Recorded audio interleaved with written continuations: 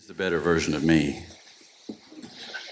I am losing my voice just a little bit, so I think I'll be all right. But Karen gave me some colloidal silver and told me to put it in my eyes. So we're going to see if that works. If it does, then it's going to work. Okay. And my wife told me I missed something yesterday, so I need to say it. We were talking about the first Adam and the last Adam. When Yeshua rose, and he was there on Sunday morning, he was in the garden, and Miriam saw him, and she thought she saw the gardener. Why is that significant? Well, who's the gardener? Well, Adam is the gardener, right? He's the one that's supposed to take care of the garden. And so she did see the gardener. I thought that was really cool. That's exactly who she saw. All right, what we're going to do today is I'm going to try to show you how to read prophecy. And I'm going to do it in such a way that you don't need me, and you don't need your pastor, and you don't need your rabbi. You can go read it for yourself. I think that's the best way. We're going to do this by looking at some prophecies that have already been fulfilled and see how they got fulfilled and what can we glean from that, and then realize that the past is the key to the future. If we understand how it worked in Daniel and Ezekiel and in Jesus' parables, then we can understand how it works in Revelation. Right? So the question comes down to, in order to do that, can we trust that everything in Daniel is the same as is in Revelation?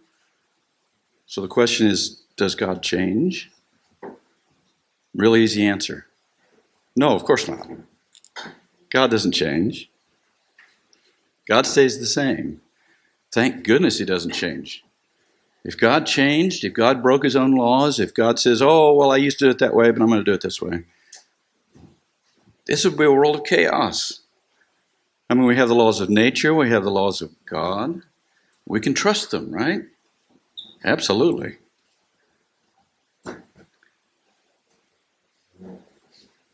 I keep putting this up here, those two little stones over there. Do you see them? Everybody know what that is? It's the most important document ever written. It's the core of the Torah. The core of the Torah. Now, it was actually written about 2,000 years after, a little more than 2,000 years after creation. But Abraham knew it, didn't he?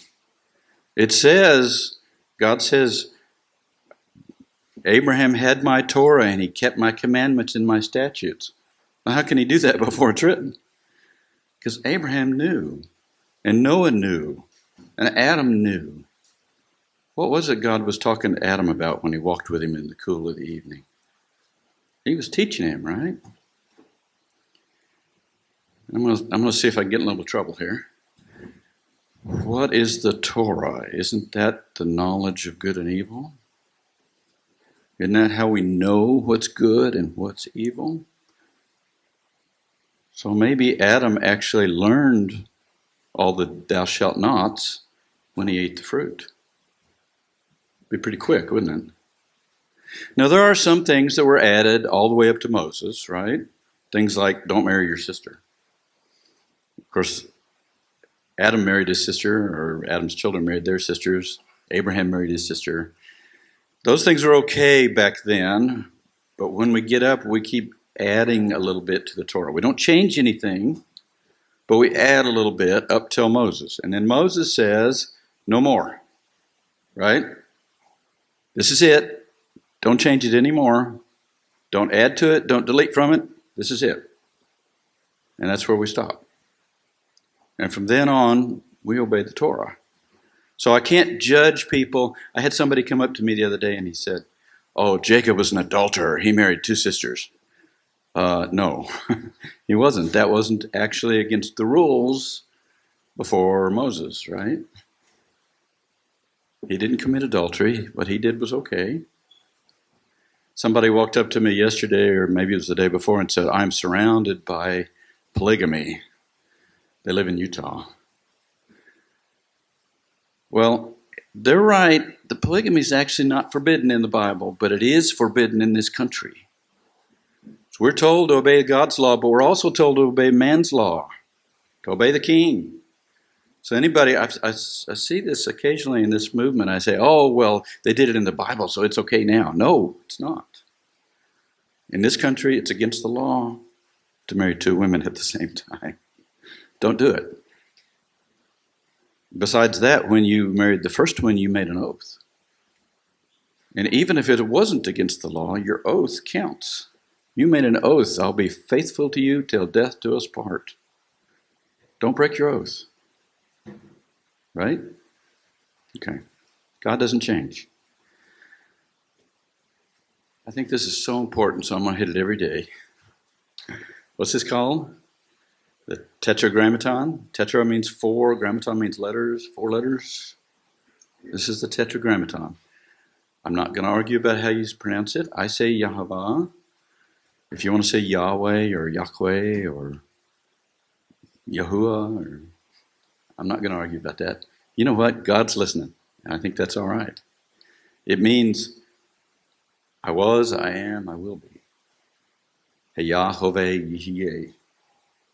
Take all those words, you cram them together, and you get the tetragrammaton. Jesus claims to be the I was, I am, I will be.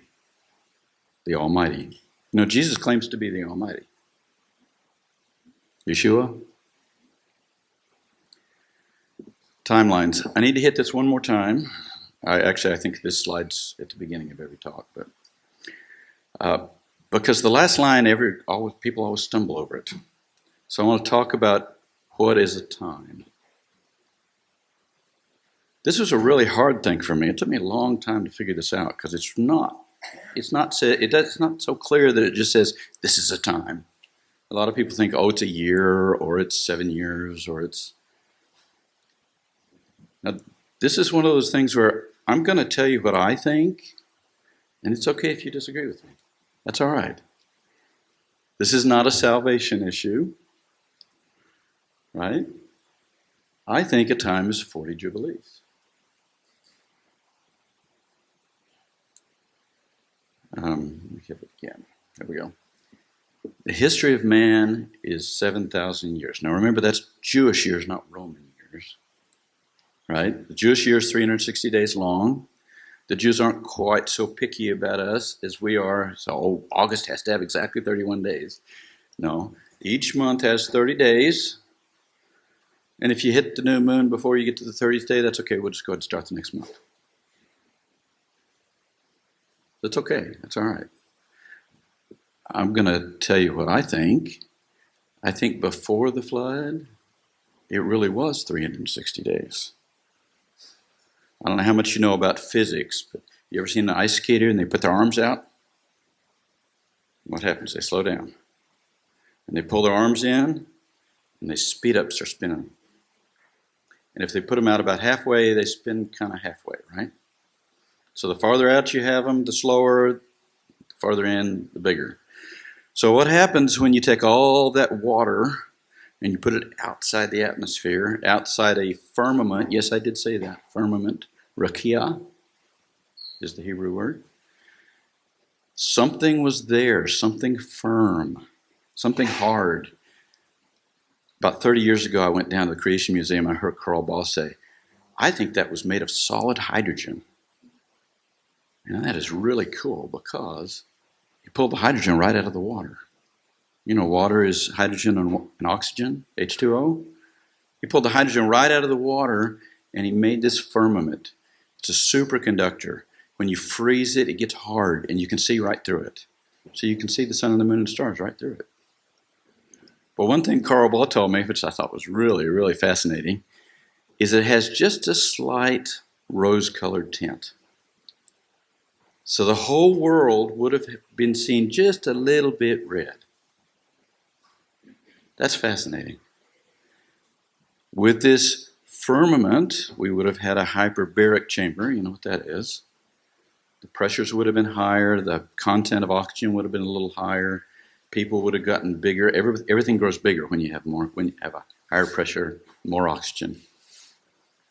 Disease wouldn't have been around. Oxygen drives out disease. It was a very, very different place before the flood. But on the second day, he created this rakia, and what did he call it? Do you remember? He called the rakia heaven, Shemayim. Oh, wait a minute. Heaven is this hard thing that goes around us? Well, there's actually 3 heavens in the Bible. There's the rakia, the sky, and then there's the next heaven, which is the sun and the moon and the stars, and they had no idea how big it was. I have no idea how big it is. I'm astounded at what they're finding. I mean, it's just beyond comprehension how big this second heaven is. But then there's a third heaven. We call that the heavenly court. That's where all the sons of God come before the Lord. And you remember Satan came before them? So Satan was there. When did Satan get thrown out? Revelation says he's thrown out by the blood of the Lamb and the word of our testimony. That means Satan's been in heaven until after Yeshua. Right? Isn't that what it says? Okay. At the flood, something happened. I'm going to say it was a big asteroid, maybe a whole string of big asteroids. Crashed it. And what happened? All that water, half the water in the world, was around the outside, and it all came down for 40 days and 40 nights. Right? Well, that was way back when. What happens at the end? Well, it says God's going to bring fire down and destroy the world, and then there's going to be a new heaven and a new earth. Does that mean God's going to destroy the universe and rebuild it again? No. What is it he called heaven? He called the Rukia heaven. So when he makes a new heaven, he's going to make a new firmament. Right? So the new firmament, a new heaven and a new earth, after he burns us all up, he's going to redo it, just like he did on Creation Week. And we'll have a new heaven and a new earth. And that's where we're going to live. Just like Adam, just like we were intended to from the beginning. You know, the whole Bible is about getting back to the garden. I mean, it really is. That's the whole thing. That's why Jesus came. The beginning, it talks about, God created the heavens and the earth. We fashioned all life on this earth in 6 days. Adam fell. We don't know how long he was in the garden. I'm going to guess 7 to 10 years. I have some reasons for that, but the rest of the Bible is about getting back to the garden. The whole thing. Being restored to that angelic-like. He's not an angel. He's an angelic-like, that heavenly resurrected body, and having direct fellowship with God. That's the whole goal. Okay? And how long does that take? 7,000 years. Okay? 7,000 years, it says it in Psalms 90, and it also says it in 2 Peter 3:8. And Peter, of course, is quoting Psalms. It also says, and 3 times, it says a time, times, and half a time. Now, one place it's times, times, and dividing of times. Right? Twice in Daniel, once in Revelation. Did I say something wrong? Oh, okay. Okay. You got to catch me. Keep me truthful. Okay. Every one of these is talking about the whole history of man. It talks about this is going to happen until time, times, and half a time. What's it saying? It's saying it's going to happen until the end. In the last one in Revelation, it talks about the woman is taken into the wilderness. We're going to talk about that. Until a time, times, and half a time. Well, does that mean she's there that long? No, it's there until the time, times, and half a time is over. That's what it's saying. Okay? Let's look at some other places where there's time. And behold, they cried out, saying, "What have we to do with you, Jesus, you Son of God? Are you come hither to torment us before the time. Time? You mean these are demons, right? These are demons talking to Jesus and saying, what are you doing here? It's not time yet. The demons know that there's a time coming. The end of the time, they're going to be judged. They know it. They probably know more than we do. And they're saying, well, it's not time yet. But of that day and that hour knows no man, no, not the angels which are in heaven, neither the Son or the Father. Take ye heed and watch and pray, for you know not when the time is. See, a lot of times Jesus is talking about the time. He says, I'm with you until the end of the world. But it doesn't say world, it says time, the eon. Okay? Now, there are several other examples, and I'd be happy to go through them, but let's see if I can jump back to that previous slide. Okay, if you take 7,000 and you divide it by 3.5 times, remember time is 1, times is 2, 1 plus 2 is 3, and then a half, 3.5. If you take 7,000 divided by 3.5, what do you get? 2,000, right?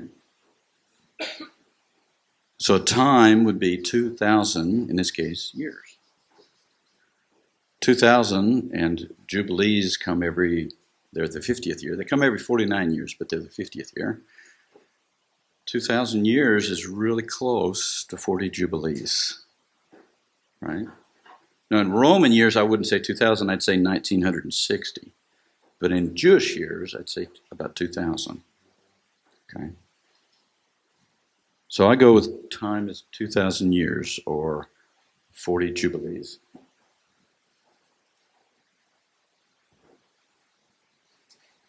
Okay. My goal today is to teach you how to read prophecy. In order to do that, we have to talk about some rules. And some of these rules are kind of important. Now, if you want to argue about my rules, that's all right. We can talk about them. We can maybe adjust them a little bit for whatever you think is right. But basically, these are the rules I've come up with for reading prophecy. Don't take anything the prophet sees, and I say that very carefully. Don't take anything the prophet sees literally. You understand what I'm saying? Now, a lot of times there's a narrator. That's actually one of the rules up here. And you can take what the narrator hears, and he sometimes will interpret the symbol. But everything the prophet is seeing, like a beast or a mountain, don't take it literally. Hail coming down out of the sky. That's not a literal stone that's up in the sky and it's going to come down. We'll explain what that means. Everything is a symbol. And here's something really cool. When you understand a symbol, it always stays the same.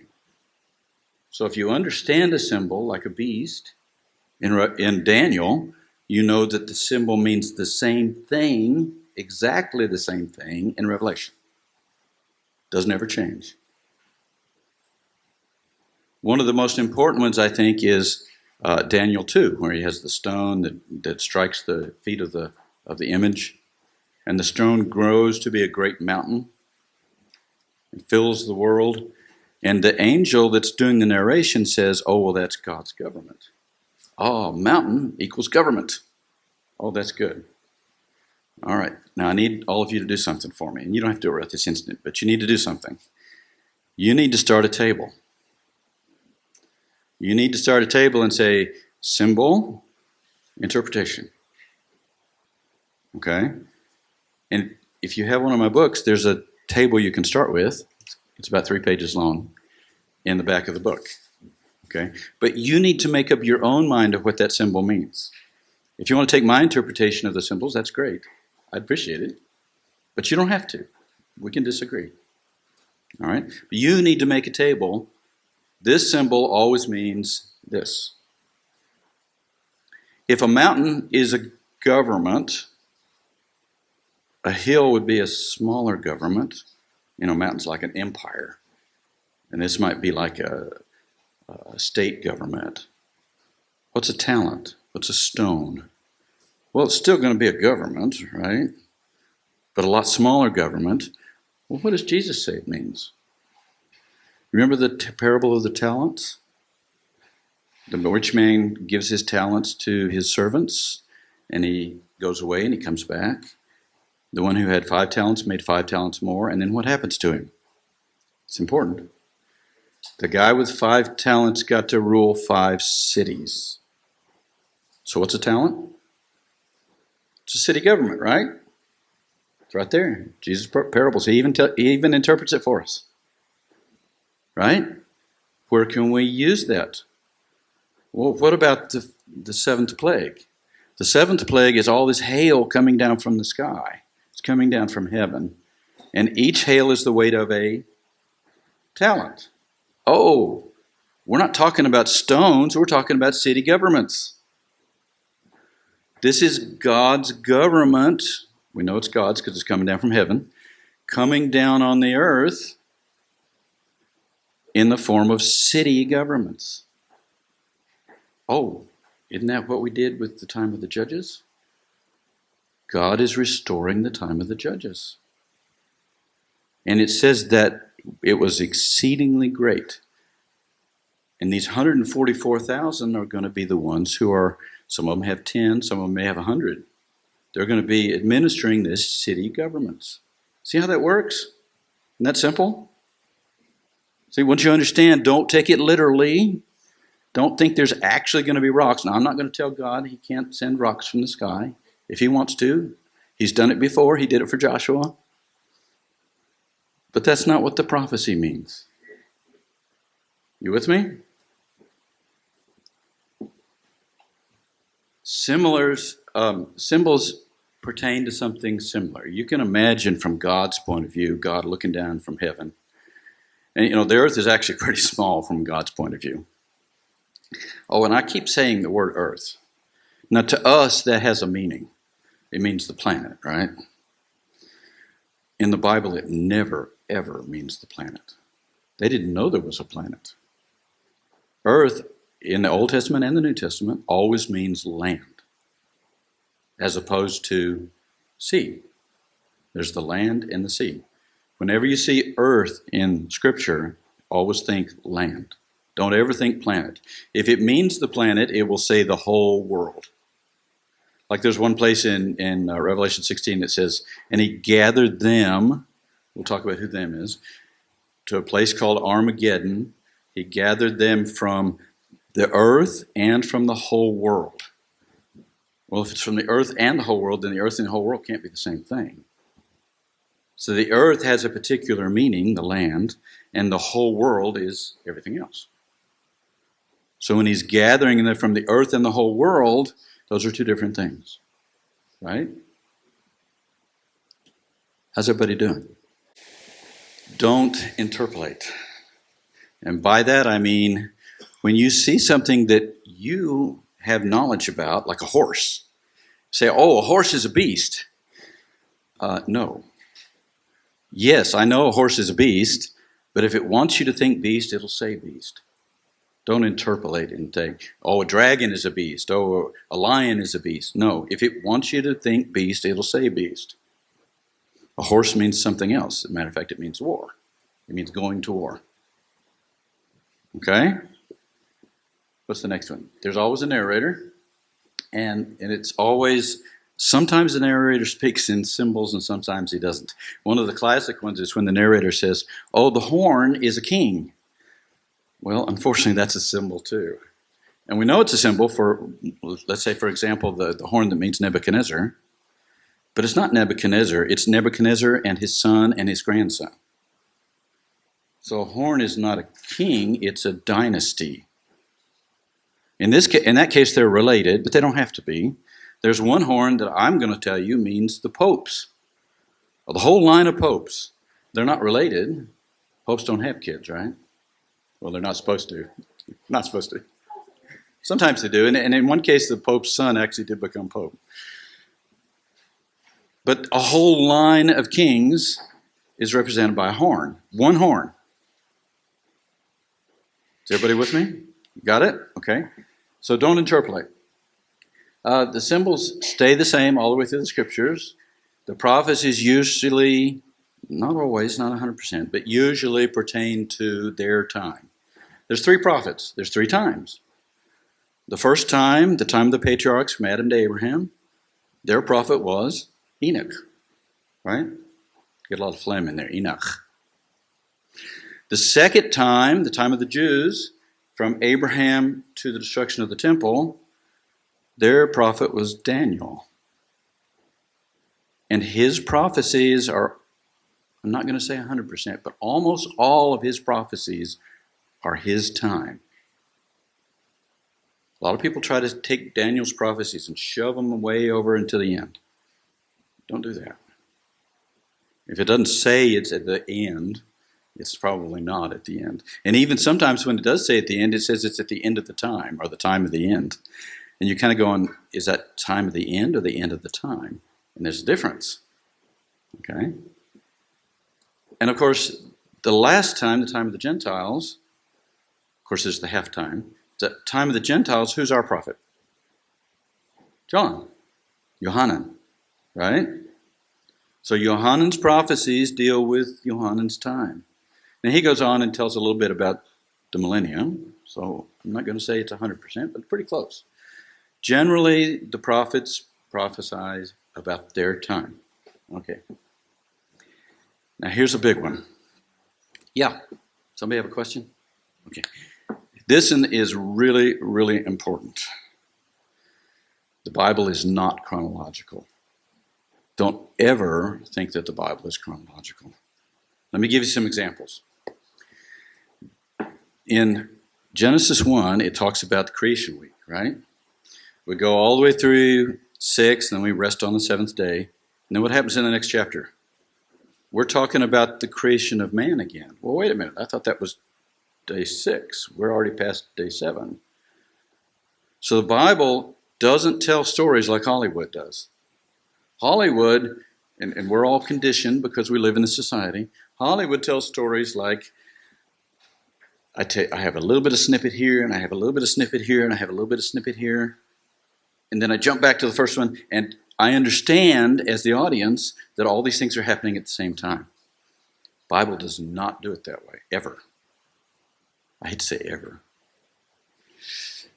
Let's take an example. Abraham, we get the story of Abraham in Genesis, goes all the way to the end of his life, and he dies. And he's buried by Ishmael and Isaac. And what's the next verse? And Isaac was 40 years old, and he takes Rebekah, and they don't have kids. Wait a minute. If Isaac is 40, Abraham is 140. Abraham died at 175. Abraham's still alive. I thought we just buried him. See what the Bible does? The Bible tells the story all the way to the end, and then it jumps back in time, and that's important. Revelation does this so many times. Jumps back in time and starts a new story. So it tells one thread all the way through, and then jumps back and starts telling the next thread. If you don't understand it, you will never understand Revelation. Everybody got that? Okay. Yeah, that's really, really important. The Bible is not chronological. I mean, look at Numbers chapter 1. What does Numbers chapter 1 say? In the second year of the second month. And we start talking about what happened in the second year of the second month. Then what happens when we get to Numbers 9? It says in the second year in the first month. Oh, wait a minute. We were at the second month. How do we get back to the first month? Yeah, the Bible does not chronological unless it says so. Sometimes it says, 7 days after we did this. Okay, that's chronological. Right? But if it doesn't say that, don't assume it. Okay? I've kind of tilted the timeline over to the side. You can see, if you start at the bottom and go up, you can see the time of the patriarchs, the time of Israel, or the Jews, the time of the Gentiles, or the house of Israel, if you like, the house of Judah and the house of Israel. Everything's about two houses. You know who we are, right? We're Ephraim. We're Joseph. I was talking to somebody earlier today, Rabbi Trail here. I was talking to somebody earlier today. I was talking about what happened to Jacob. He went to Laban's He got a couple of wives, 4 wives actually. He came back with 12 sons and a daughter, or 11 sons and a daughter, and had one on the way. And he ends up back in Israel. Oh, he's back in Israel. He's back in the Promised Land. That's like Israel coming back in 1948. Then what happens to him? Then he has to give up his son Joseph, who goes to Egypt as a slave. Now, Israel doesn't know where he is. Israel thinks he's dead. And then there's a famine, and Judah ends up leading his family into Egypt. Well, if coming back to the land from Laban is like 1948, what's going to happen to Israel? Are they going to have to come away? If we're Ephraim, are they going to have to come here? Is Israel going to have to leave the land again? It's just a thought. Is that what's about to happen? Somehow God's got to put those 2 sticks back together. It's a thought. Okay, I put some examples up here. A day is a year. It just is. Every time you see a day in prophecy, think year. Always happens. Even when Yeshua is talking, just random talking, he even uses this. You remember he says, they tell him, don't go back to Judah, Herod's going to kill you. And he said, you tell that fox. You remember where he says that? You tell that fox, I'll do cures today, tomorrow, and the 3rd day I'll be glorified. Well, so in 3 days, did he get glorified? Did he go back and die? 3 days? No. So what's he talking about? He's talking about years. That day, that year, he's doing cures. The next year, he's still doing cures. In the 3rd year, actually at the very beginning of the 3rd year, he gets glorified. So even Jesus is talking. Random talking. He's sitting there talking in prophecy. There's one place that's really interesting because the King James translators help us so much, and I wish they wouldn't do that. In Daniel, they're talking about 2,300 years, 2,300 days, right? But is it years? If a day is a year, how would God say days? Because every time he says days, what's going to happen? We're going to think years. Because we know that symbol. It's always the same. God doesn't change. So what does he do in that prophecy? Well, if you read it in the Hebrew, or actually that one's a little bit in Chaldean, it doesn't say days. It says evening mornings. Erev Bakor, evening mornings. So what's God trying to say there? Well, I'm going to interpret that as this is how God actually says days. As it turns out, that 2300 is just about the time of the revolt.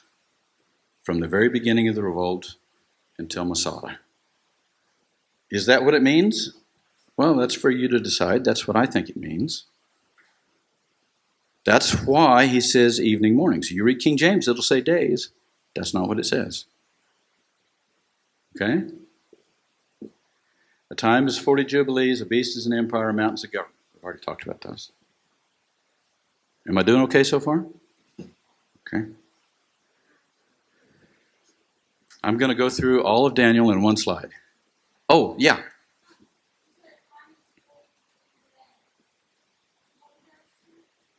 Well, a day is a year, and we talked about a mountain is a government, and a beast is an empire, right? And we're going to get to a whole bunch more symbols. But the cool thing is that when you know a symbol, it works everywhere. Whether you're talking about the visions of Daniel, whether you're the visions of Peter, or visions of Daniel, or Revelation, Ezekiel, anywhere. The same symbol works the same everywhere. Okay. Everybody knows this image, right? This is Nebuchadnezzar's dream. The head is gold, and Daniel interprets it for him. We don't have to guess. The head is gold, that's Chaldea. The arms are silver, that's Persia, Media Persia. The belly of brass, that's Greece. The legs of iron, that's Rome. Now, we can even say, oh, Rome actually split east and west, so that's why there's two legs. Okay, good. And then the feet of iron and clay. We're going to talk about what those feet are. But you can't assume anything. There's a couple of things here that everybody does, and I gotta warn you about. Everybody talks about the toes. Oh, there's 10 toes. It would have said there was 10 toes. It doesn't. As a matter of fact, it doesn't even say this image is a man. It just says it's an image. Now, it has a head and shoulders and belly and legs, so you kind of think, oh, well, it looks like a man, kind of. If it wanted you to know it was a man, it would have said so. Don't assume. Okay? Then this rock comes and hits the feet and destroys it. And that's actually going to end up being the plague of hail. That's pretty cool. Let's go through the 4 beasts real fast. These are actually the same vision. He's doing it again. The lion, and of course these beasts are all empires. The lion is the Chaldeans. Babylon, yes. The Babylonians, Chaldeans. The bear is Persia, Medo-Persia. And he's higher on one side because the Medes were higher, but then Darius the Mede died and Cyrus took over. The leopard with the 4 heads is Greece. Alexander the Great conquers the world, and then he dies very quickly in Babylon, as it turns out. And his 4 generals take over the world. We know who those are. Okay? And then there's the great and terrible beast with the 7 heads and 10 horns. We'll talk about what those mean. Then we have another vision. Am I going through these too fast? Everybody already knows this, right? That's why I'm doing it so fast. And there's 2. There's a goat, and they're beasts. They're goat and a ram. The ram has 2 horns. Guess what? Same thing. Going through the same thing again. See, he's presenting it from different points of view. The ram has 2 horns. That's Medo-Persia. And then there's the goat with the notable horn. That's Alexander the Great. Right? We're about 300 years before Christ here. And then that horn gets broken. That's Alexander dying. Then 4 notable horns. That's the 4 generals. But not the people. It's the whole line. Like the Ptolemies, there's like 23 Ptolemies. You know what the Ptolemies are? Ptolemy. The Ptolemies are the rulers of Egypt, the Greek rulers of Egypt. Cleopatra actually turns out to be, the one we know is Cleopatra the 7th. Yes. Cleopatra is the traditional name for the Queen of Egypt. Ptolemy is the traditional name for the King of Egypt. Cleopatra has a baby with Julius Caesar. They call him Caesarion or something like that. But he's also called Ptolemy the 21st or something. I don't remember exactly what the number is. They were actually in Rome when Caesar got stabbed. Let's go ahead and talk about what the horns mean. The great beast at the top there is Rome. We're all pretty much, I think, do we all agree that that's Rome? Okay. The 10 horns, what's the 10 horns? This is actually kind of controversial. And I'll tell you what I think it is. Rome started about 700 BC. I mean, it's been around that long. It wasn't a great empire. As a matter of fact, it was a penal colony from Greece. Just like Australia was a penal colony from England. The Greeks took all their undesirables and they shipped them over to Italy, into Rome. And Rome ended up being a 2-tier society. What does that mean? It means there's aristocrats and then there's working people. The aristocrats were the leftovers from Greece, and the lower people were the indigenous people of Italy. And they kind of merged together and formed the Roman Empire.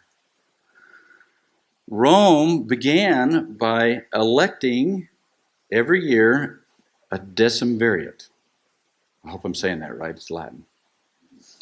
Decemvirate means the Council of 10. Just like our Senate. And they elected, every year, they'd elect a new decemvirate, year after year after year for almost 700 years. That's the 10 horns. 10 kings, a line of kings. It's not one king, it's a line of kings. This is a case where they're not necessarily related. And then what happened? Then it says in the prophecy that one horn will pluck up 3 before it. What happened? Well, they started, and I always get these names wrong, Julius Caesar and Pompey and Crassus. I think that's right. They became what was known as a triumvirate. Rome was at war, and they said, well, we can't deal with this committee of 10. We got to pare it down so we can get commanders over our armies. So they set up this triumvirate, Julius Caesar, Pompey, and Crassus, and they said, we're going to split up the armies, but instead of fighting their enemies, they ended up fighting each other. Julius Caesar very quickly, and by the way, it's not Julius Caesar. I don't know why everybody says that. That's what we say in America. It's Julio Caesar. His name is actually Kaiser. You know, like the German Kaisers, they actually named themselves after the Roman Kaisers. And even in Russia, they call themselves czars, Kaiser. Anyway, this triumvirate started fighting among themselves. Julius Caesar quickly got rid of Crassus and went after Pompey. Pretty soon he conquered Pompey. You know, there was a town called Pompey. That's why, General Pompey. And then he went to the Senate and he proclaimed himself a god. And he says, I'm the ruler, I'm the omnipotent. And what happened? His friend, et tu, Brute, his friend stabbed him. And everybody, all the other friends as well, ran and stabbed him. Okay. So there goes Julius Caesar. And Cleopatra and her son Caesarion were actually in town, and they had to run to the harbor and get out of town real quick so they wouldn't kill them. So they said, okay, that didn't work so well, but we're going to try it again. They set up another triumvirate. This is 1 taking down 3. See where I'm going? This is what happened. The prophecy was right. This is exactly what happened. The next triumvirate was Octavian and Mark Antony and Lepidus. I think I got those names right. And guess what? They're supposed to go fight with Rome's enemies, and they don't. They fight among themselves. And Octavian quickly gets rid of Lepidus, and then he goes after Mark Antony. Mark Antony runs, everybody knows the story, right? He runs to Egypt, to Cleopatra. I think they have like 3 kids or something, so this took a little while. They build a big armada. They have a big sea battle. Octavian wins. Cleopatra takes an asp and gets it to bite her breast. Mark Antony falls on his sword. Octavian wins. Right? So now we got 1 uprooting 3, just like the prophecy said. He goes back to Rome. He proclaims himself a god. Here we go again. He is, after all, the son-in-law, I think, of Julius Caesar. And they change his name to Augustus. You've heard of Augustus Caesar, right? Matter of fact, he was messing with the calendar. He actually named one of the months after himself.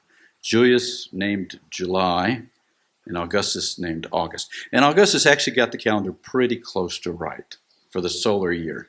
Now, the Hebrews don't use a solar year. They don't use a solar, but the Romans do. And matter of fact, we're pretty close. We pretty much use the Julian calendar even today.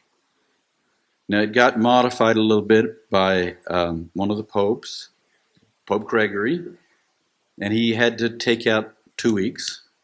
And to get they were trying to get Christmas and the New Year and the winter solstice to all line up. Well, it didn't get it to line up, and there was so much fighting, even up till the American Revolution. You know, George Washington had 2 birthdays. He had a birthday on the Julian calendar. He had a birthday on the Gregorian calendar, and it actually spanned a year. And so they even argue about which year he was born. So it took that long. Russia was actually the last one to accept the Gregorian calendar, and they did it, in 1920-something? So there was so much trouble that so the popes say, well, we're not going to do this again. We're off a little bit between Christmas and New Year's. We're off about a week, but we're going to leave it alone. And really the only thing they did was, after they took those 14 days out, is they said, okay, if it's a century year, but it's not divisible by 400, then it's not going to be a leap year. That's really the only change you made. So century years are not leap years unless, like 2000 was divisible by 400, so it was a leap year. Is that right? Okay. So I'm running through Daniel here real fast. Daniel's 70 weeks. Let me talk about that just for a second. And I know some of you don't agree with this, but I think 70 comes right after 69.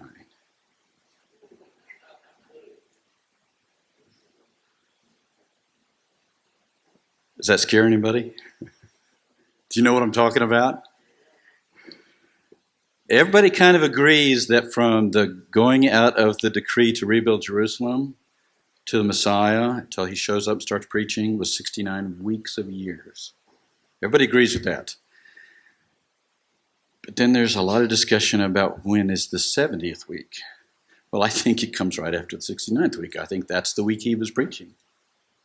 That's the week the church was growing. It ended with the martyrdom of Stephen. Now, some people will try to tell you that 70 weeks got shoved 2,000 years in the future. I think the prophecies of Daniel pertain to the time of the Jews. So I'm not going to go there with that 70th week shoved way out into our future. Okay. And one other thing I wanted to point out, in Daniel's final prophecy, some people try to make that into something in the future, the king of the north and the king of the south and the daughter. And there are several really good explanations for that. If you just go out on the internet and Google them. This exactly. I mean, it's so good, it's scary. Describes all the activities that were going on in the Greek Seleucid empires. The king of the north is the Seleucids, the king of the south is the Ptolemies. So I'm not going to take that into the future. I think that's already been fulfilled. Now, I'm going to say again, I'm not opposed to dual fulfillment of prophecy. I think it happens all the time. So is something like that going to happen again in the future? Well, God can do what he wants. He certainly doesn't talk to me about it. But I do know that it's already happened. Okay? And then there's this thing about, Jesus says, when you see the abomination of desolation spoken of by the prophet Daniel, does everybody know what I'm talking about? That's already happened. What happened in 70 AD? In 70 AD, Titus, on Passover Day, he surrounded Jerusalem. He besieged the city all the way up until Aviv, the 9th of Av, which is August. And then he burnt the city. Now, he told his soldiers, the temple in Jerusalem is the most beautiful temple in the whole world. Save it. I want to dedicate it to my god, Jupiter. The army got all frazzled because they were so sick of being in Jerusalem and besieging this city that one of the soldiers took a torch and he ran up to the wall and he threw it through the window. And for some reason, a single torch burned down the whole thing. I don't know what it hit, something inside. They burned the whole thing down. The whole thing was coated in gold. Had gold plating on the outside. It shone like the sun. You remember when the apostles were talking to Yeshua and they said, look at these buildings, how beautiful they are. They were looking at all this gold. Right? And all that gold melted in the fire. And it ran down between the stones. So when it burnt down, Titus took his ensigns, his gods. They carried their gods with them on poles, eagles or something. They went up to the Temple Mount, they're right where the Holy of Holies was, and they planted the ensign. The abomination of desolation has already happened. Now, can it happen again? You bet. It doesn't have to. It's already happened. Then what happened? Then they pried every stone from every other stone, even the foundations. They took the gold that had melted down between the rocks. They took all that gold. They took about 70,000 slaves from Israel, along with the gold, and they went back to Rome. And what did they do with it? They built the Colosseum. That Colosseum, you know what the Colosseum is? The Colosseum came from temple gold. And then after they built the Colosseum, they didn't have anything else for all these slaves to do. So the price of slaves went way down, hit rock bottom, and all the Jews were able to buy their own freedom for pennies. So you end up with more Jews in Rome than you did Romans. Isn't that God's justice? All right. Have we finished Daniel? That was pretty fast going through Daniel. If you want to hear it in more detail, go to Gilbert's thing this afternoon. 1:45. Okay. Whoa, what was that? Okay. All right. Now I'm going to hit Revelation. Let's start with the four beasts. A beast is an empire, right? Don't change. Beast is always an empire. It's four beasts. They have four faces. They're standing before the throne. What does that mean? If they're standing before the throne, they must be acceptable to God. So we got four empires in the last time that are all based on God. Jehovah. Yahweh. Who are they? Well, I'm going to tell you who the first one is. That's the lion. It's the Lion of Judah. All the Jews went primarily to Alexandria, and they built an empire there. They were bigger than the Catholics. Now, the Catholics ended up fighting them, and they ended up winning, but they started, and they spanned all the way through the Middle East and all the way up into Eastern Europe. The Catholics don't want you to tell you about that because they are, what I call them the other day, Arians. Not A-R-Y-A-N, not Nazis. A-R-I-A-N, followers of Arius, non-Trinitarians.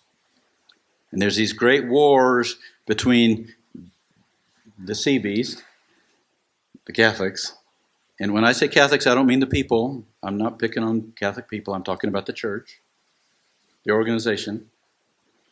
There's great wars between the Catholics, the Nicaeans, and the Arians, the non-Trinitarians. The second beast is a calf. Can anybody guess who that is? Who's the next great empire to rule the world? The Spanish. Remember bullfights and all that?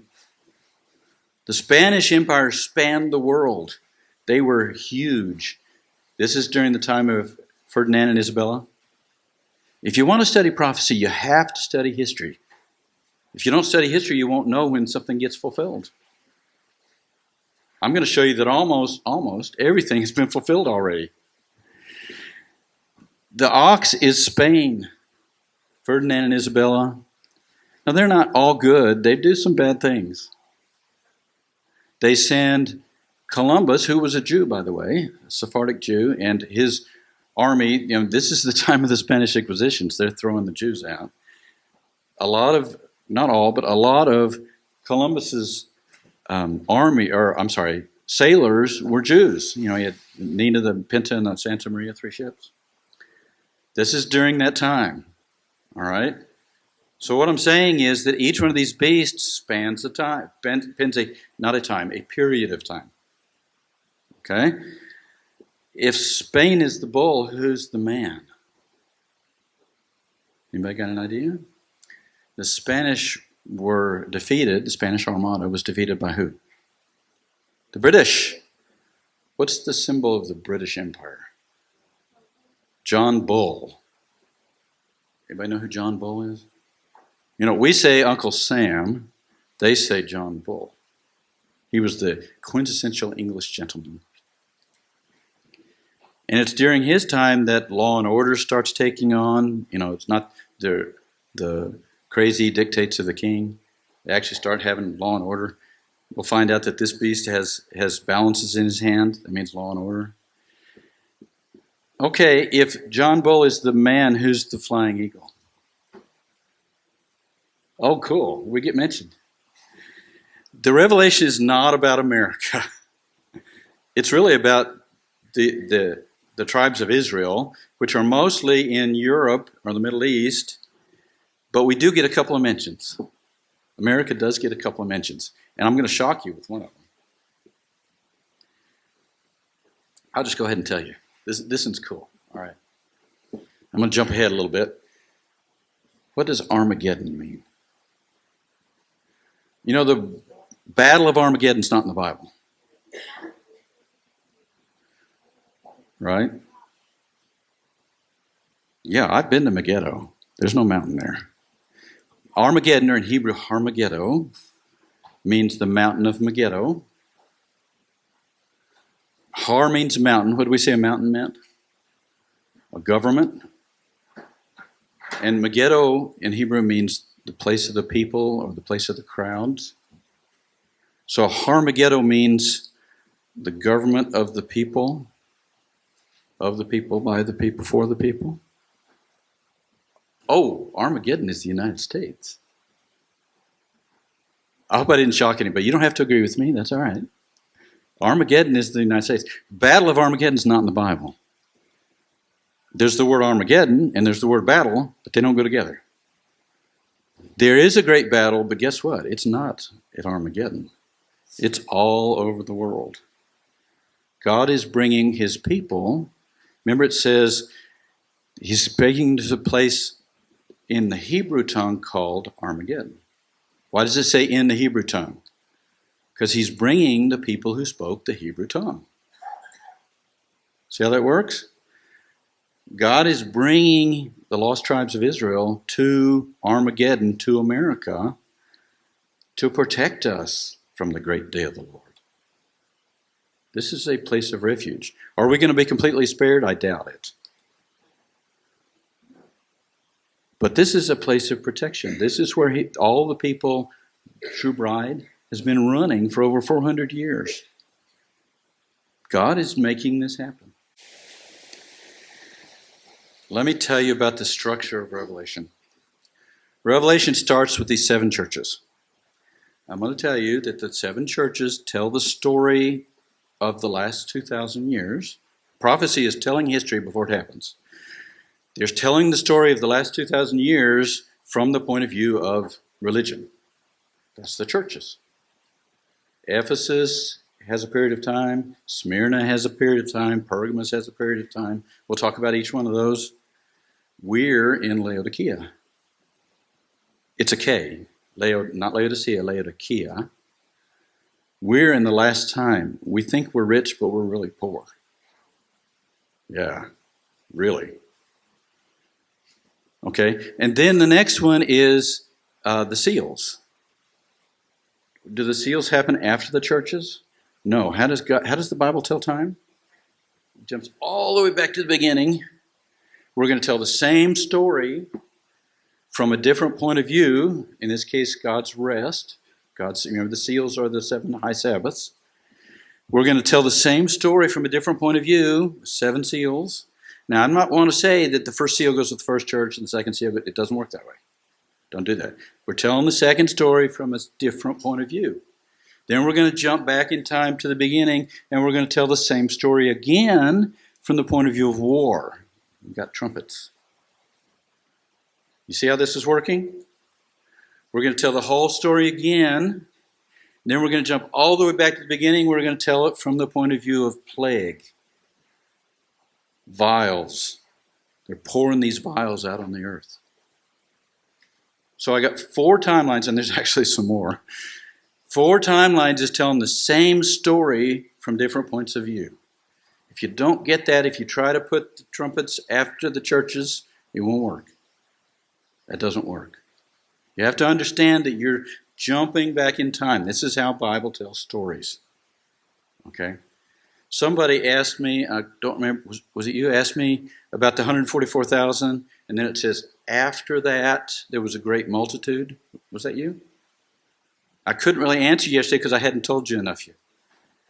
The answer is that's a timeline.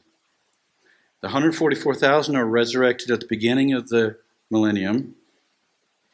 If everybody else was resurrected at the same time, it would have said at the same time. It doesn't say that. It says after that. So they rule for 1,000 years, and then after the 1,000 years, then the multitude is. That's my answer. Okay? I didn't know how to tell you that yesterday, because I hadn't said enough. Okay.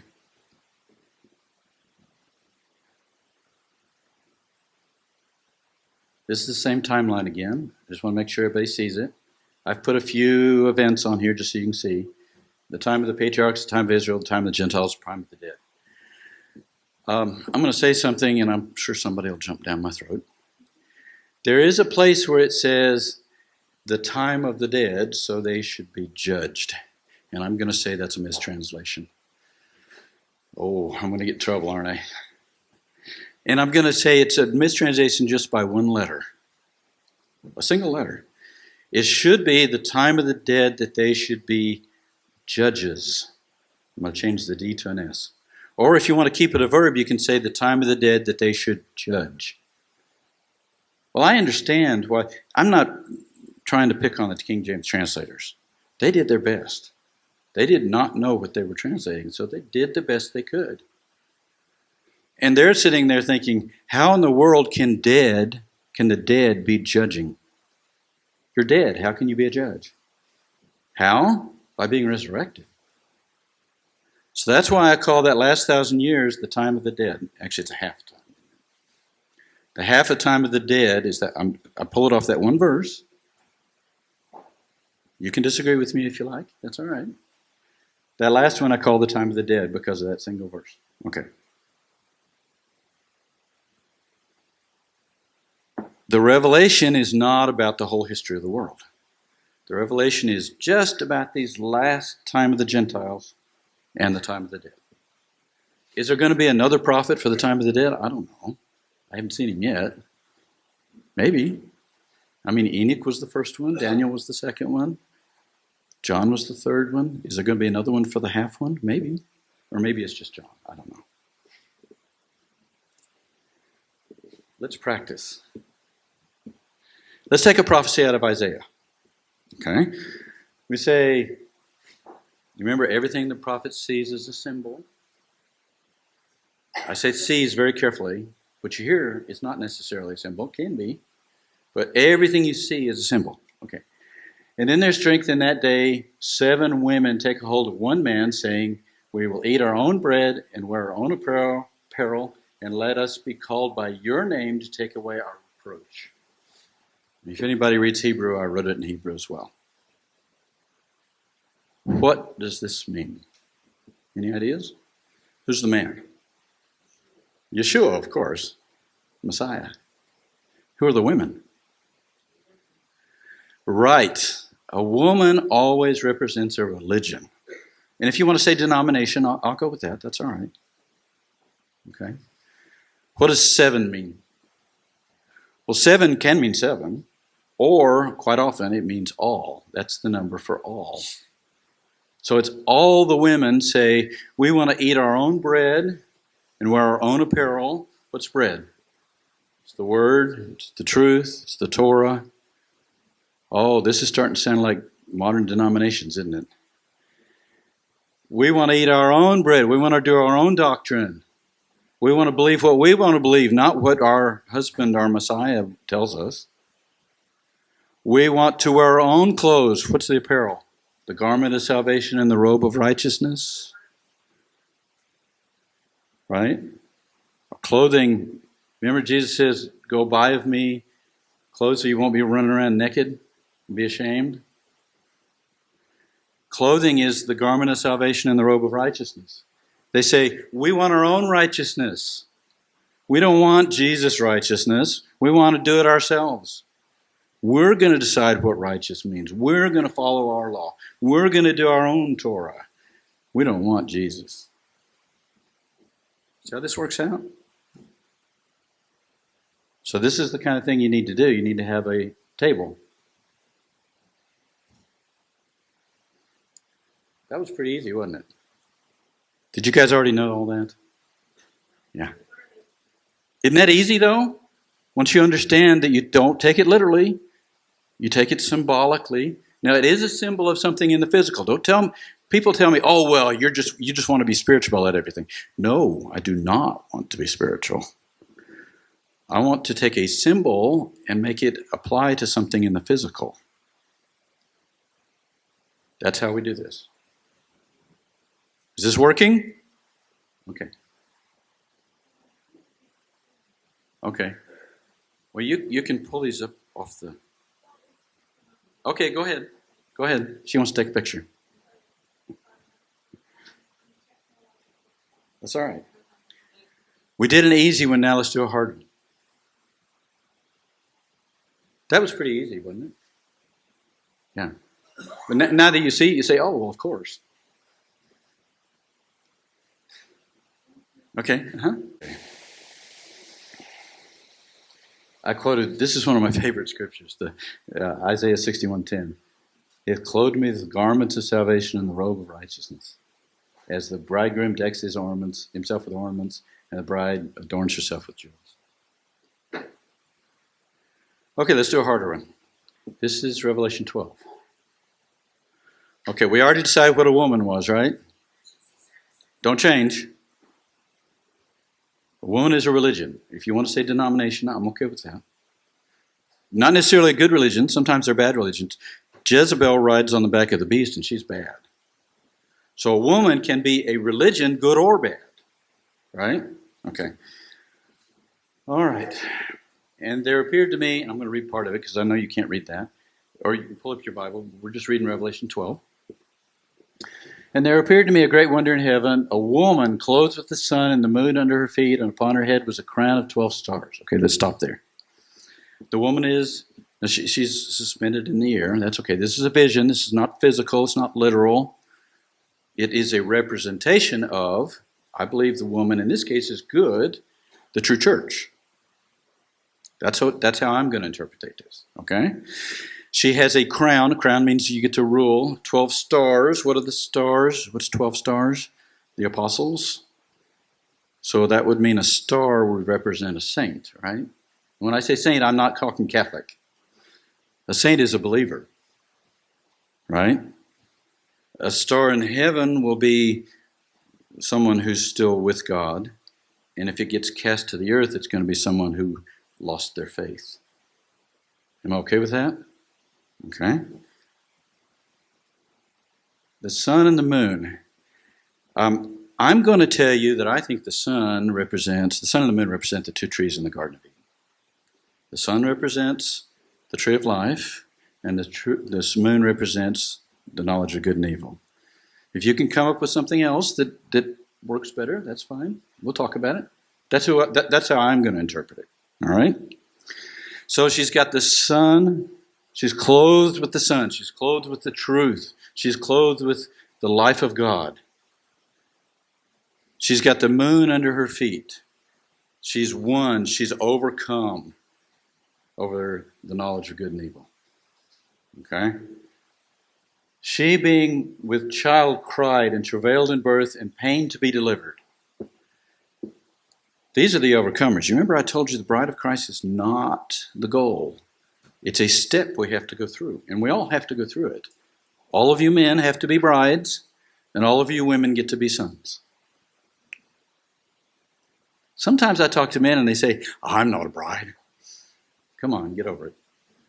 This is a symbol. Get over it. This is a symbol. What's she doing? She's trying to deliver the sons of God. And the devil is sitting there ready to snatch them away. And there appeared another wonder in heaven. Behold, a great red dragon, that's the devil, having on his head 7 heads and 10 horns and 7 crowns upon his heads. And his tail drew a third part of the stars of heaven and did cast them into the earth. And the dragon stood before the woman which is ready to be delivered to devour her child as soon as it was born. Okay, doesn't happen just once. All the way through this time of the Gentiles, the sons of God are appearing. Remember, Paul in Romans 11, I think, was saying, where the whole of creation is groaning, waiting for the sons of God to be manifest. And when he's here, we'll be like him. So these are the sons of God. These are those people who have been glorified. You remember I told you, called, justified, glorified. Body, bride, son. See why I had to go through all this stuff before to be able to get to this point? If you didn't understand that, you wouldn't understand this prophecy. Okay? She brought forth a man-child to rule all nations with a rod of iron. That's going to end up being important. And her child was caught up unto God and to his throne. So the devil's after him. The devil's after these babies, these new sons of God that are showing, these overcomers in each one of the churches. There's overcomers in every one of the 7 churches. And God saves them from the devil and pulls them up to God, to safety. And the devil's mad. So what does the devil do? The woman fled into the wilderness where there was a place prepared to her that they should be, I can't read it,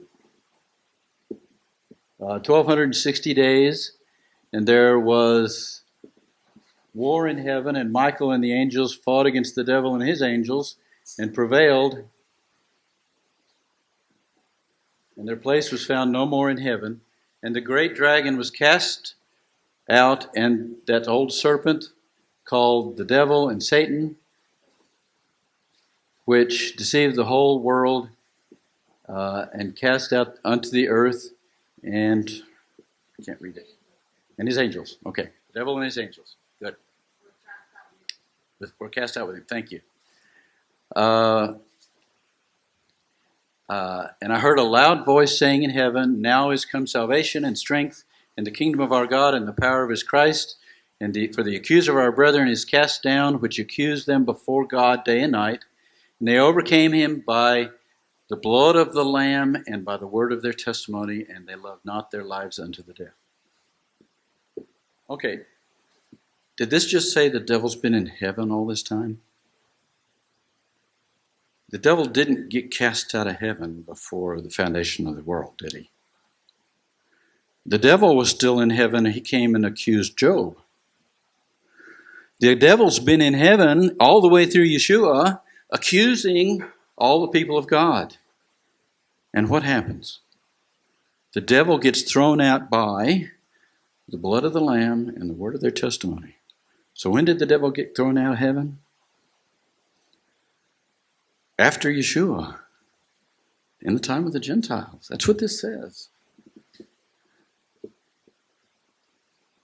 And who threw him out? Michael. Who's Michael? Well, he says, in other places, it says that he is the archangel. Yes, I know Jubilee has 7 archangels, the book of Jubilees does, but the only one in the Bible. He is the archangel. What does Michael mean? Me means who. Kai means like. El means God. Who is like God? Who is like God? Yeshua. Is Michael Yeshua? I kind of think he is. You remember he showed up in Daniel. He was helping Gabriel. And it doesn't say Gabriel was an archangel. It said Jesus, Michael, is in charge of all the armies of God. I like that. Okay? What does it mean, 2 wings of a great eagle? We said that the woman was the church, the true believers, not the church building, the true believers. So when she's given 2 wings of a great eagle to fly into the wilderness, what does it mean? That's right. Here we go. We got another mention. That's 3. I like this. We get a mention. We don't know what happens over here in the wilderness. And it was a wilderness. You know, before Columbus, there were more people, more Native Americans in America than there were people in Europe. When the Spanish came over, the conquistadors, they brought with them disease. And we don't think much of those diseases. They're the cold and the flu and the smallpox. But it wiped out 90% of the Native Americans. When the Mayflower came over 100 years later, 130 years later, they met the survivors of that huge Holocaust. I know Holocaust means German, but I'm going to go ahead and use it. There was a huge killing. Most of the people in America died, about 90%. And only a few remnants, wandering tribes survived. And God's preparing a place for us. My goodness. He says he gives men for us. It's kind of scary sometimes. I feel sorry for them. We live in what back then was called the wilderness. Okay, if we're the wilderness and they came from the land, and it says in another place that the sea is peoples and nations and tongues, it sounds to me like what it's talking about is the abundance of water is a symbolic of how many people there are. So the sea would be where all the people were. That's Southern Europe, Northern Africa. Big population there. Most of the world's population was around that area at this point. I'm not counting China. The land then would be Northern Europe, where there's not much people, not much water, not much people. And the United States would be the wilderness. Now, it turns out there's another wilderness, and I'm going to go ahead and tell you, I think it's Russia. There's another wilderness. But the wilderness would be a place where there's almost no people. And that's really what happened over here. Okay. So Michael and his angels throws down the devil and his angels, and he takes a third of the stars of heaven. Now the Catholics will say this is that the devil gets thrown out of heaven and he takes a third of the angels with him. But didn't the stars mean the saints? Aren't we talking about the Catholic Church fighting against the true church and killing a bunch of them and making them recant to become Catholic? And that's what they did for over 1,000 years. I think that's what this is talking about. I'm sorry? That's my interpretation of this prophecy. This one's a little bit harder, isn't it? Does anybody have any thoughts? Think there's a better one? Yeah.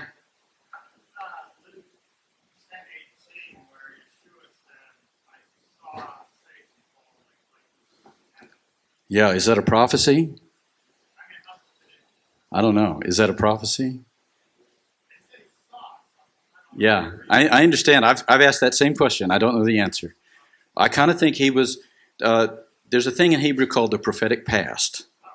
You say something that you're so sure it's going to happen that you say it in the past tense, even though it doesn't happen until the future. That's a Hebrewism, Hebrew idiom.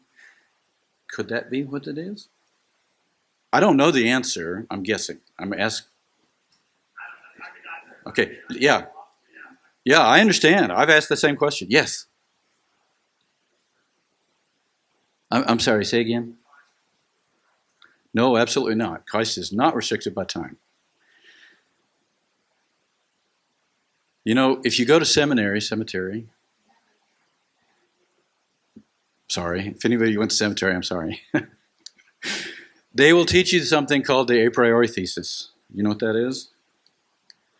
They will teach you that a priori means no, priori means prior. A priori means no prior.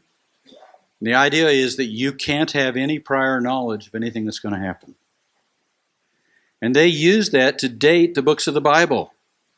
And they say, well, Matthew 24, it talks about the destruction of the temple in 70 AD. Therefore, it must have been written after 70 AD. Seminary doesn't believe in prophecy. They don't believe that God can tell the future. They use this a priori thesis, which frankly works for every other book in the world, but not for the Bible. God can tell the future. As a matter of fact, that's how God says you know it's God, because he tells the end from the beginning. Okay? How are we doing on time? Okay. 11:30. All right. Here we go. More symbols. You really need to make a symbol list. Get the book. I've got you a starter chart. I have a few copies up here. I don't sell them. I just give them away. Yeah, my son's got one right there. You want to pass one up to her? Yeah. There's your one right there. Or you can download them. I have a limited number of copies, but I'll give away all I have.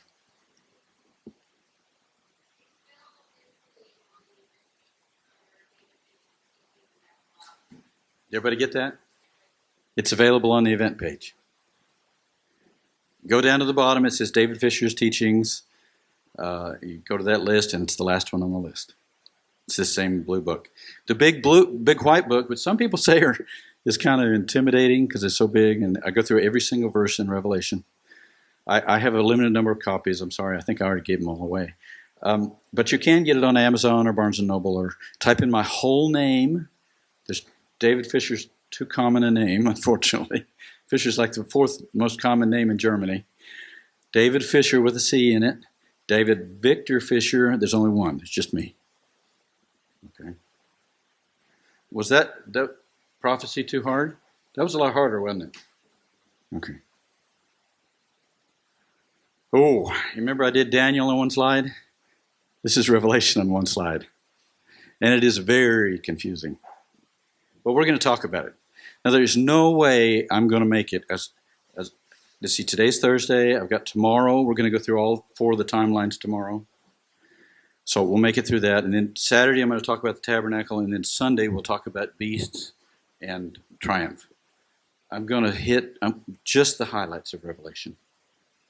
But hopefully, once you understand how this works, you can kind of do this on your own. I mean, after I showed that to you, you could have done that by yourself, couldn't you? You didn't need me. And that's my goal. I want you to be able to read the Bible for yourself. I always tell people, don't trust anything I say. Don't believe anything I say. Did I say that enough? Don't believe anything I say. Go check the Bible. Okay.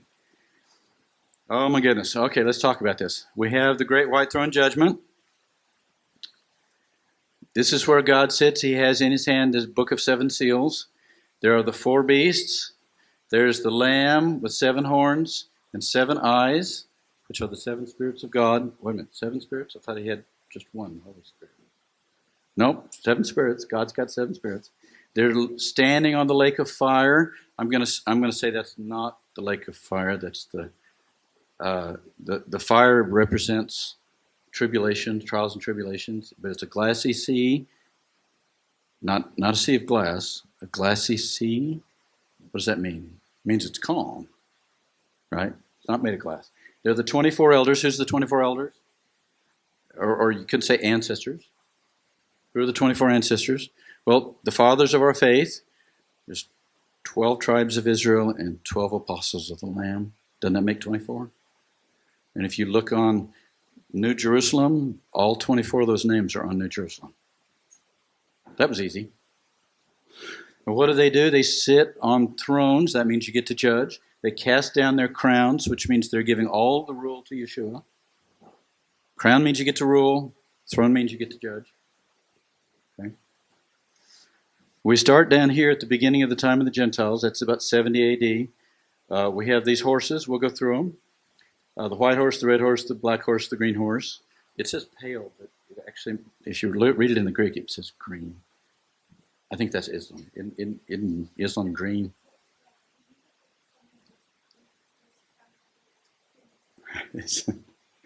Well, I think this is Islam, the Muslims.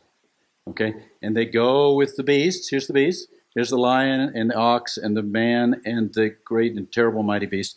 It has 7 heads. If you notice, it's made of the 4 beasts of Daniel.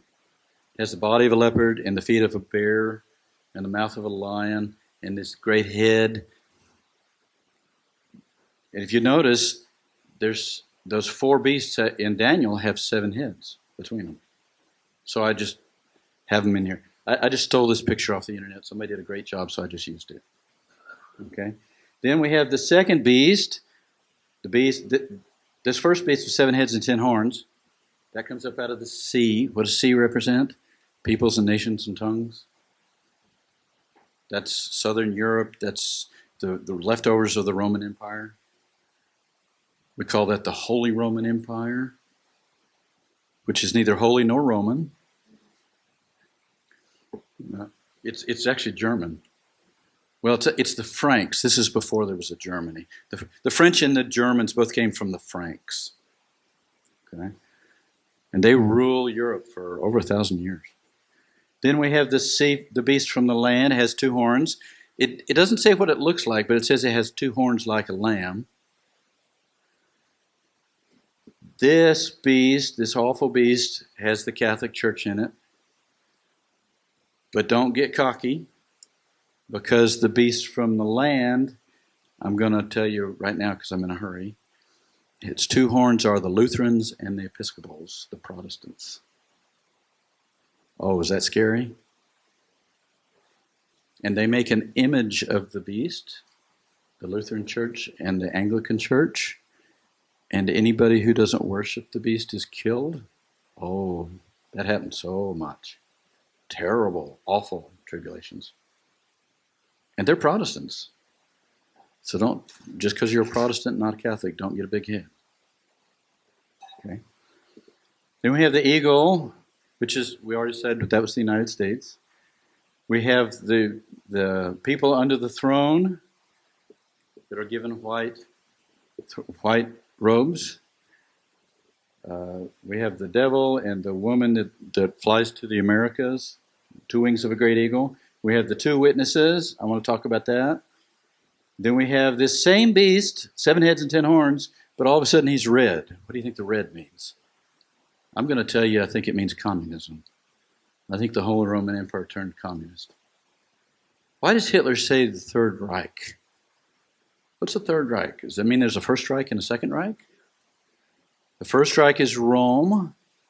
The Second Reich is the Holy Roman Empire.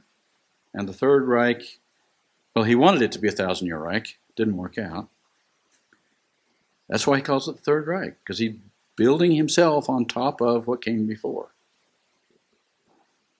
Then we have the two witnesses. Babylon is falling. The devil gets chained and thrown into the bottomless pit for 1,000 years, not into hell. He doesn't get thrown into hell, he gets thrown into the bottomless pit. Or actually the Greek says the pit of the abyss. The abyss is like the deep, like the ocean has. They thought the ocean was bottomless. They didn't understand that there was land at the bottom of the ocean. Then we have the great earthquake. The great earthquake does not shake mountains, it shakes governments. This happens and all the governments of the world are destroyed. I'm going through this real fast. I understand that. Then we have the 144,000. The 6th and 7th seal are opened. Remember, those are Sukkot and Shemini Atzeret gatherings. I'm running out of time here.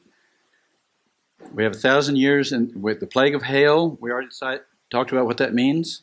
That's not pieces of stone coming down out of the sky. That's city governments coming down. Jesus told us that with the parable of the talents.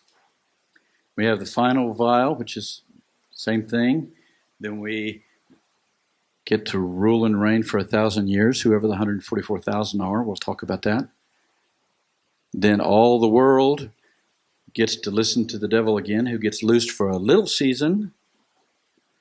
I'm going to guess that the little season, it doesn't ever define it anywhere, but I can kind of look at history and say it's probably, time is 40 jubilees. A little season, got to be smaller than that. I'm going to say it's 40 years. Just like the 40 years between Yeshua's crucifixion and resurrection and Titus coming. 40 years. There aren't 4 horsemen. There are 4 horses and those who ride them. We don't know how many ride them. Maybe there's 1,000 on each horse. The horse means going to war. If you're riding on the horse, you're going to war. We'll talk about that.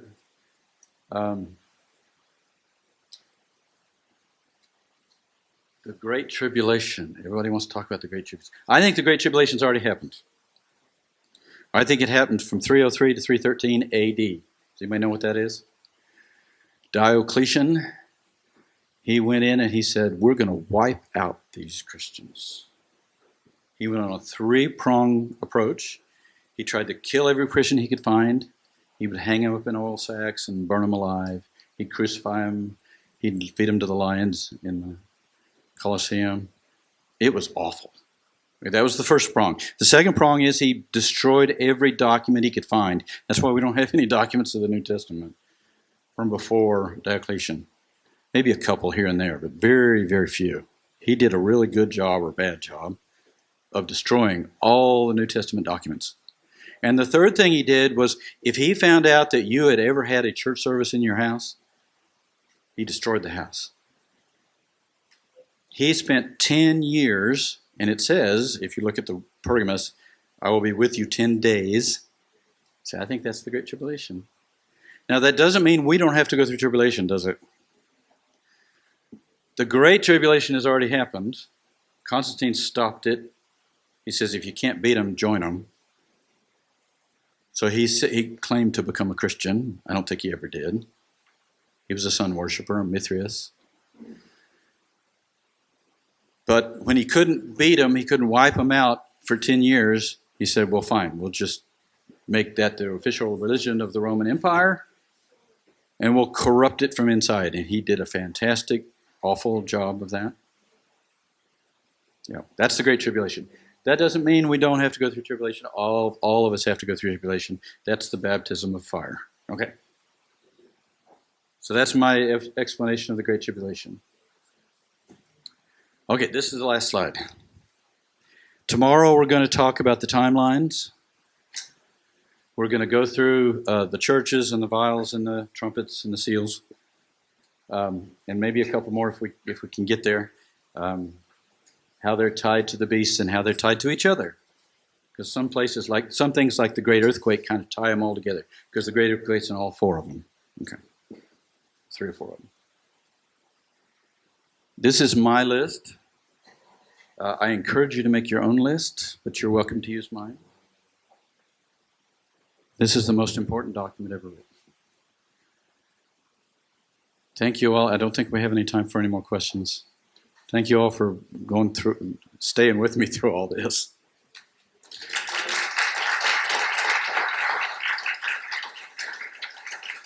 Okay. I'm sorry, I can't hear you.